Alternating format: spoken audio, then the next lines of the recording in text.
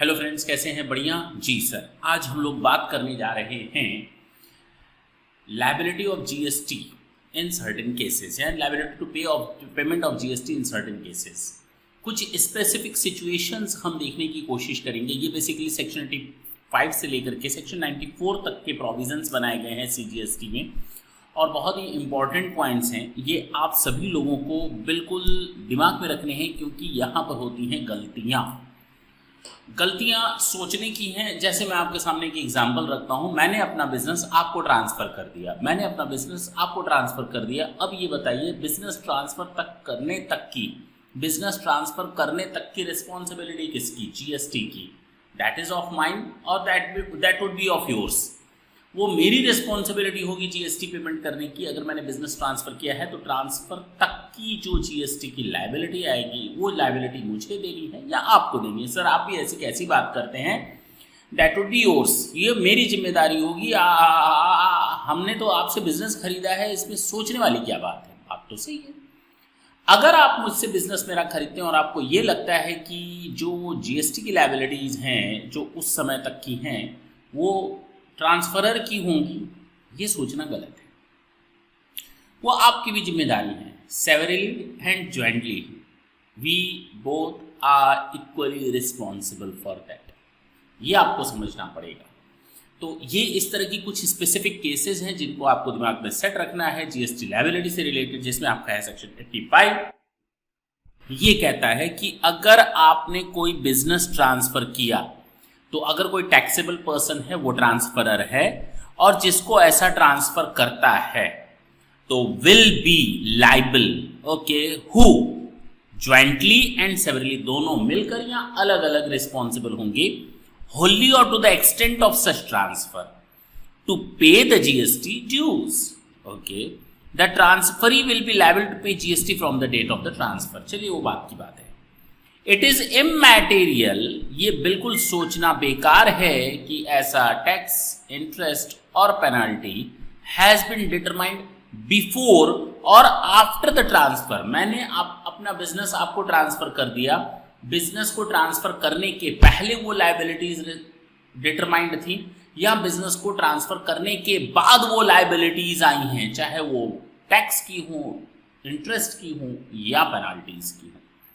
It is unpaid as long as it is unpaid. जब तक वो जिम्मेदारियां पूरी नहीं हो जाती, पेमेंट नहीं हो जाता, तब तक उस बिजनेस ट्रांसफर्ड बिजनेस से रिलेटेड जीएसटी की लायबिलिटी दोनों पार्टीज की है। Is it clear now? If the transferee carries on the business, अगर सामने वाला आप उस बिजनेस को कैरी करते हैं नए नाम के साथ, तो ये आपकी जिम्मेदारी बन जाती है कि आप रजिस्ट्रेशन सर्टिफिकेट में नाम चेंज करा दें। अब बात समझ में आई? हाँ सर, चल सकते हैं आगे। बिल्कुल। जरा देखें, थोड़ा हम डिटेल में इसकी स्टडी करते हैं। सेक्शन 85 बेसिकली बताता है liability in case of transfer of business.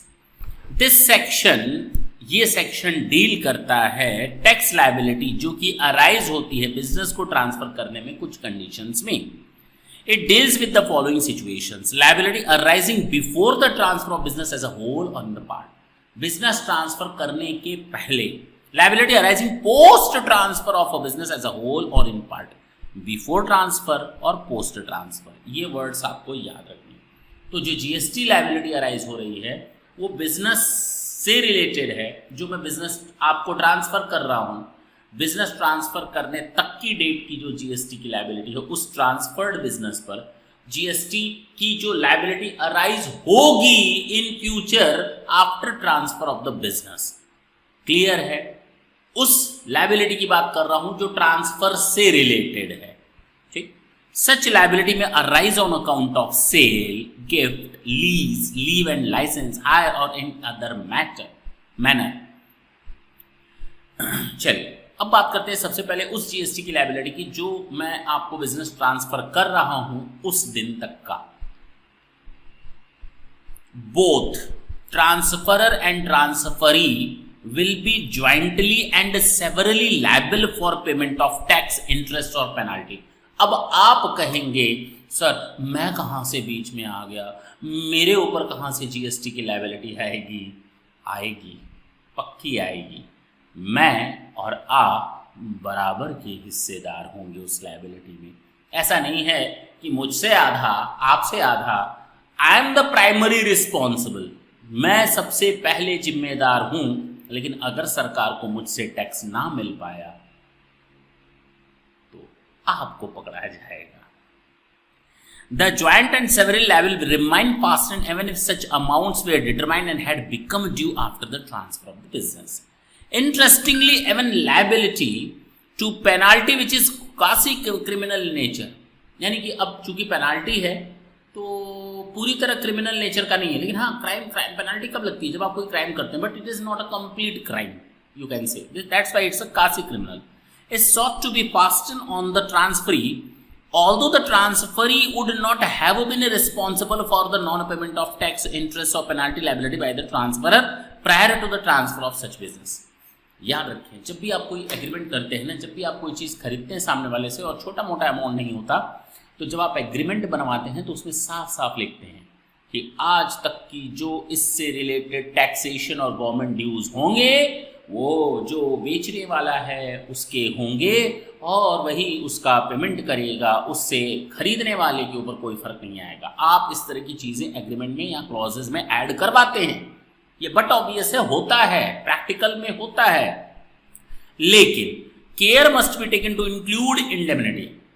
अगर फ्यूचर में ऐसी कोई रिस्पॉन्सिबिलिटी आपके ऊपर आती है तो उसकी भरपाई आप हमसे करने के लिए फ्री रहेंगे। अगर गवर्नमेंट हमसे टैक्स इंटरेस्ट और पेनाल्टी ना ले पाई, आपको पकड़ेगी। तो जब आप वो टैक्स इंटरेस्ट और पेनाल्टी दे देंगे तो एज अ क्रेडिटर वो आप हमसे वसूल करने के लिए एंटाइटल्ड होंगे। ठीक है ना? The care must be taken to include indemnity from transfer in case of any liability arising in future. That's fine, okay. The only right which the transferee has would be recovery of such paid taxes from the transferor. तो मैंने आपको ये चीज़ बता दी, यानी अगर मैं अपना business transfer कर रहा हूँ, बिजनेस ट्रांसफर करने की डेट तक अगर कोई इंटरेस्ट, टैक्स और पेनाल्टी आती है तो उसके लिए प्राइमरी मैं रिस्पॉन्सिबल हूँ, लेकिन ज्वाइंटली आप भी रिस्पॉन्सिबल हो जाते हैं अगर आप उस बिजनेस को खरीदते हैं तो। इन केस अगर मैं गवर्नमेंट को टैक्स नहीं दे पाता और आपसे गवर्नमेंट वो टैक्स, इंटरेस्ट और पेनाल्टी वसूल लेती है तो आप उसकी इंडेमनिटी मुझसे ले सकते हैं। इस चीज को आप ध्यान देंगे। लायबिलिटी अराइजिंग पोस्ट ट्रांसफर, अगर बिजनेस ट्रांसफर हो ही गया पोस्ट ट्रांसफर तो क्या होगा? It is the recovery of liability in respect of tax, interest और penalty which may be determined subsequent to the transfer and which relates to the period that will be liability of the transferring of the business. ठीक है, proceedings चल रही थी, business transfer हो गया, बाद में जीएसटी डिपार्टमेंट ने उस पर टैक्स, इंटरेस्ट और पेनाल्टी लगा दी। लगाई तो मेरे ही ऊपर गई थी, लेकिन वो ट्रांसफर की डेट के बाद फर्स्ट टाइम लाइट में आई। As the liability of these taxes belongs to the business carried on by person A when the business is carried on by the person B, the encumbrance is not personal liability of A but taxable person A, hence it can be recovered from taxable person B। तो ये आपसे recover किया जा सकता है भले ही ये post transfer के बाद कोई लायबिलिटी अराइज हुई हो। तो प्री ट्रांसफर तक अगर कोई इंटरेस्ट, टैक्स और पेनाल्टी अराइज होती है, both are responsible. In the same way post transfer के बाद कोई अगर लायबिलिटी अराइज होती है तो again both are responsible. Who is now, in case the transferee is already an existing taxable person, he needs to apply for amendment of his registration certificate, that's it। ये आपको ध्यान में रखना है, इसके अलावा कुछ भी ध्यान में नहीं रखना। अगर आपको याद हो तो मैंने आपको शेड्यूल 2, होप सो शेड्यूल 2 जी, शेड्यूल 2 में मैंने आपको एक एंट्री स्टडी करवाई थी जिसमें मैंने ये कहा था कि अगर बिजनेस को as a going concern transfer किया जाता है, मैंने कहा अगर बिजनेस को as a going concern transfer किया जाता है कि मेरा बिजनेस है, अब मेरा बिजनेस एज सच आप लेकर कंटिन्यू आगे बढ़ेंगे, तो उस केस में सप्लाई तो हो गई, लेकिन is not a taxable, sale of business as a going concern, वहां पर एक्सेप्शन दिया हुआ था कि अगर बिजनेस को हम ट्रांसफर कर रहे हैं एज अ गोइंग कंसर्न तो शेड्यूल 2 के एक्सेप्शन में दिया था इज नॉट अ टैक्सेबल, हाँ या ना, एग्जेम्पशन नोटिफिकेशन के हिसाब से। वन में रेफर टू रूल 41। अब एक बात बताइए कि मेरा बिजनेस चल रहा है, अब ये मैं अलग चीज बता रहा हूं, ऊपर वाला खत्म हो गया, ये आपकी कल कंसेप्ट क्लियर कर रहा हूं। मैंने कहा मेरा business as a going concern transfer हुआ, आपको जैसा बिजनेस मैं रन कर रहा था अब आगे ऐसा ही आप बिजनेस कंटिन्यू करेंगे, नए नाम के साथ कर सकते हैं। I am not going to tell you that the business name must be change, might be you are changing the name of the business, लेकिन एज अ गोइंग कंसर्न जाएगा। तो जब business as a going concern जाता है तो मेरे ऊपर एक रिस्पॉन्सिबिलिटी कास्ट की गई है कि मैं ITC 02 फॉर्म भर करके गवर्नमेंट को दूं कि ये ITCs हैं जिसके लिए मैं एंटाइटल्ड था क्रेडिट लेने के लिए। लेकिन अब ये चूंकि business as a going concern transfer हो रहा है तो ये ITCs हैं, सामने वाला उसको कैरी ऑन करेगा बिना ये देखे इनपुट और आउटपुट, बिना किसी चीज को कोरिलेट किए हुए। Is it clear? अगर business as a going concern one person to another transfer हो रहा है then I shall submit ITC 02, that's it. Now you will be entitled to get all the credit for whom I was responsible or for whom I was entitled to get.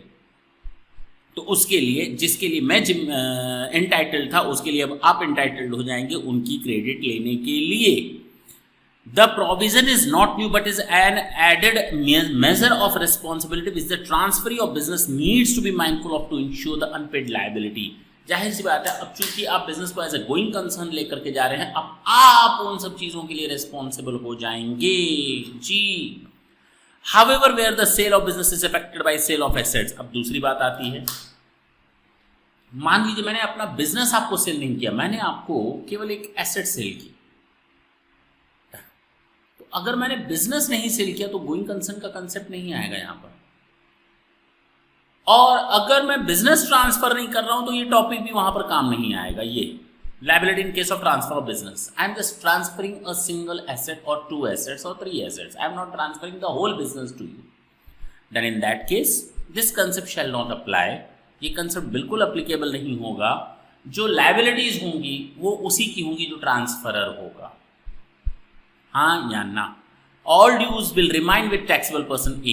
All recovery provision against taxable person A will not travel to transfer in the business left behind with taxable person A on the asset have been transferred to taxable person B. हमने केवल आपको asset transfer की है तो इससे related जितनी भी GST liabilities होंगी, इंटरेस्ट, टैक्स और पेनल्टी, वो मुझे देनी है, आप नहीं होंगे। लेकिन अगर बिजनेस को एज अ गोइंग कंसर्न में ट्रांसफर करता हूँ, बिजनेस पूरी तरह से ट्रांसफर करता हूँ, तो आपको इस चीज़ को इंश्योर करना पड़ेगा इंडेमनिटी के लिए। आप ये नहीं कह सकते आई एम नॉट रिस्पॉन्सिबल, आपके कहने ना कहने से कुछ नहीं होने वाला, because the provision specifies that कि that amount of interest, tax and penalty can be recovered from you, cause transferor and transferee both are jointly and severally liable for that. मान लेते हैं आपसे गवर्नमेंट ने कवर कर लिया, recovery कर ली, तो आप हमसे इंडेमनिटी ले सकते हैं as a creditor, that's it, not more than that. Clear हुआ जी सर? ये था आपका सेक्शन 85। तो आपका ये डन होता है सेक्शन 85 कंप्लीटली, कुछ भी नहीं बचा इसमें। बस आपको ये याद रखना है कि ज्वाइंटली एंड सेवरली लायबल। अब अगर बात करते हैं सेक्शन 86 की, 86 में कहा गया है प्रिंसिपल और एजेंट के बारे में, प्रिंसिपल एंड एजेंट के रिलेशनशिप के बारे में।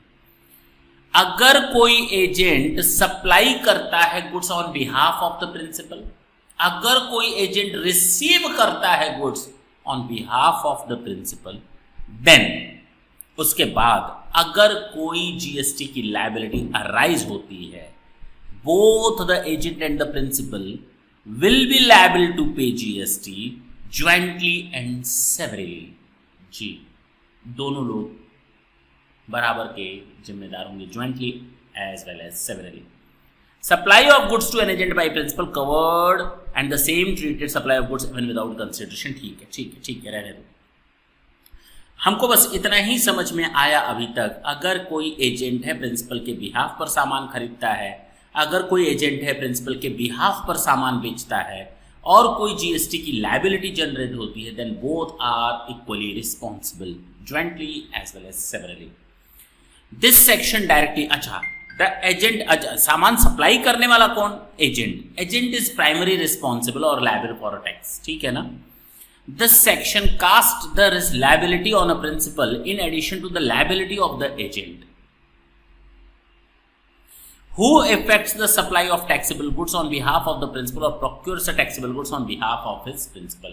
अगर प्रिंसिपल के बिहाफ पर एजेंट ने सामान प्रोक्योर किया है तो जीएसटी का रजिस्ट्रेशन एजेंट का होगा, वो अपनी जिम्मेदारी पूरी तरह से निभाएगा, पेमेंट करेगा, प्रोक्योर करता है या सप्लाई करता है on behalf of the principal.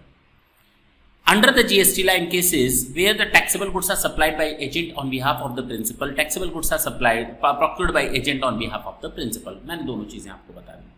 The agent is primary responsible for tax, ठीक है। एजेंट ने सामान प्रोक्योर किया, I am responsible, I am an agent। Agent ने सामान सप्लाई किया on behalf of the principal, now again the agent is primary responsible। However, by virtue of this provision, both the agent and principal will be jointly and severally made liable to pay the payment of taxes. It is important to note the transaction between principal and agent involving handling of goods is regarded as a supply Schedule 1 के हिसाब से, ठीक है। Joint and several liability दोनों की होगी। The government, important चीज, is free to recover dues from either of them or both। Government दोनों में से किसी एक या दोनों से ड्यूज को रिकवर कर सकती है without having to exhaust its remedies against the one who was principally liable. Government को इससे कोई फर्क नहीं पड़ता, गवर्नमेंट कहती है हम दोनों को एक ही देख रहे हैं, जिससे पैसा मिल जाए, जिससे ड्यूज रिकवर हो जाए, क्योंकि एजेंट जो काम कर रहा था वो प्रिंसिपल के बिहाफ पे काम कर रहा था और एजेंट जो सप्लाई कर रहा था वो प्रिंसिपल के बिहाफ पे प्रोक्योर कर रहा था, प्रिंसिपल के बिहाफ पे बात खत्म। And then only proceed against the other. ना ना ना ना, एक के पहले पूरा एग्जॉस्ट कर लो, पीछे पड़ जाओ, वो जब ना करे तो दूसरे के पीछे पड़ो, ऐसा नहीं होगा।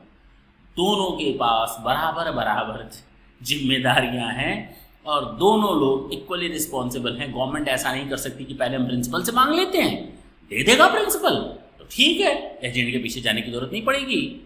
यहाँ पहले एजेंट को पीछे पड़ जाते हैं, उससे पैसा मिल गया तो ठीक है, प्रिंसिपल को आवाज जाने की जरूरत। गवर्नमेंट अब एग्जॉस्ट नहीं करेगी अपनी इस रेमेडी को, दोनों के ऊपर इक्वली अप्लाई करेगी। There is no compulsion that the government should have exhausted its remedies against the principal to proceed against the other.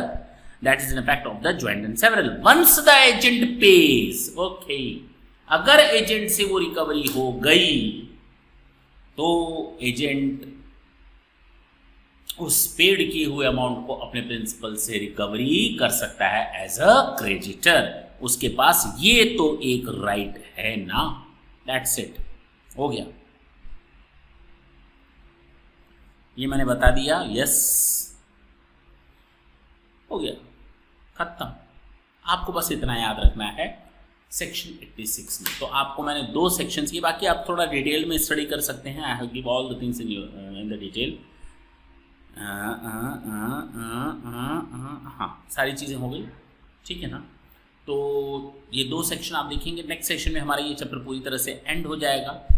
ये छोटे छोटे पॉइंट्स हैं जो आप लोगों को ध्यान रखने हैं और इनको मैं तोड़ तोड़ कर इसीलिए बता रहा हूँ आपको, ताकि आपको समझने में दिक्कत ना हो, जल्दी से जल्दी ग्रास्प कर सकें और कोर्स को आगे आप लगा सकें। चलिए नेक्स्ट सेक्शन में आपसे मिलेंगे और सेक्शन 87 से लेकर के सेक्शन 95 तक आपके साथ एंड अप करेंगे और बहुत जल्दी से खत्म हो जाएगा, इसमें अब टाइम लगने वाला। Thank you, thanks a lot.